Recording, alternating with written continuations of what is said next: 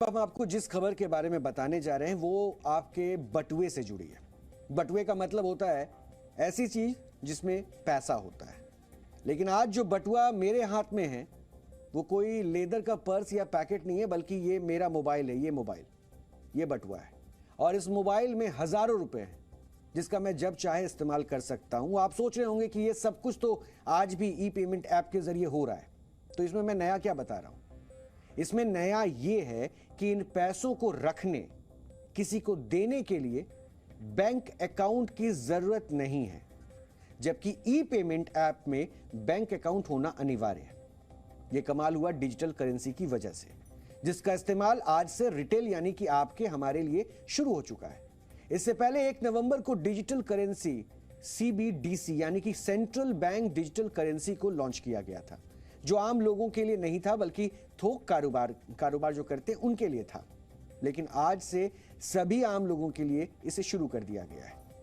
इसके लिए SBI, bank of Baroda, union bank of India, HDFC bank, ICICI bank, Kotak Mahindra bank, yes bank, IDFC first bank को चुना गया है। और पहले चरण में 4 bank, state bank of India, ICICI bank, yes bank और IDFC फर्स्ट बैंक देश के 4 शहरों मुंबई, दिल्ली, बेंगलुरु और भुवनेश्वर में से पायलट प्रोजेक्ट के तौर पर आज से शुरू कर दिए हैं।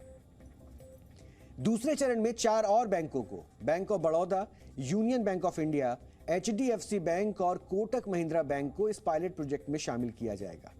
इसके साथ ही इसमें अहमदाबाद, गैंगटॉक, गुवाहाटी, हैदराबाद, इंदौर, कोच्चि, लखनऊ, पटना और शिमला शहर को भी शामिल किया जाएगा। डिजिटल करेंसी को 2 तरह की होती है। इसको हम आपको अगर सरल भाषा में समझाएं तो इसे करीब से जानिए कि डिजिटल करेंसी 2 तरह की होती है, CBDC होलसेल यानी खुदरा और CBDC रिटेल। 1 नवंबर को जिस डिजिटल करेंसी को शुरू किया गया है वो CBDC होलसेल है और इसका इस्तेमाल बड़े वित्तीय संस्थानों, जिसमें बैंक, बड़ी नॉन बैंकिंग फाइनेंस कंपनियां यानी कि NBFCs और दूसरे बड़े सौदा करने वाले संस्थान करेंगे। और आज से CBDC रिटेल को शुरू किया गया है।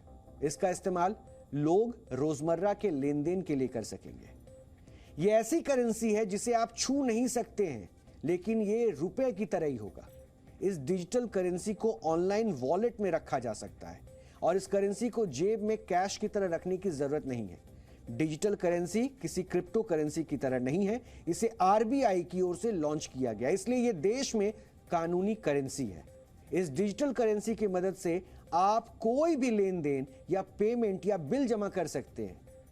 यह वैसे ही है जैसे आप अपने बैंक अकाउंट से पैसे को ट्रांसफर करके अपने डिजिटल वॉलेट में रखते हैं। हालांकि इसके लिए बैंक अकाउंट की भी जरूरत नहीं होगी। जैसा कि मैंने आपको पहले ही बताया कि डिजिटल करेंसी क्रिप्टो करेंसी नहीं है, इसलिए इसकी वैल्यू रुपए के बराबर ही होगी। यानी 1 रुपए की डिजिटल करेंसी की कीमत 1 रुपए और 2000 रुपए की डिजिटल करेंसी की वैल्यू 2000 ही होगी। अब जब चाहेंगे इस डिजिटल करेंसी को फिजिकल नोट या कैश में तब्दील कर सकते हैं, बदल सकते हैं। क्रिप्टो करेंसी के लिए कोई बैंकर नहीं है, जबकि इस डिजिटल करेंसी के लिए RBI के रूप में एक बैंक है जिसमें इसको लॉन्च किया गया है। यानी किसी बैंक में जाकर आप क्रिप्टो करेंसी देकर कोई करेंसी कैश में नहीं ले सकते हैं, लेकिन डिजिटल करेंसी को बैंक में जाकर आप कैश के रूप में ले सकते हैं। डिजिटल करेंसी कैसे काम करती है यह तो आप समझ चुके होंगे।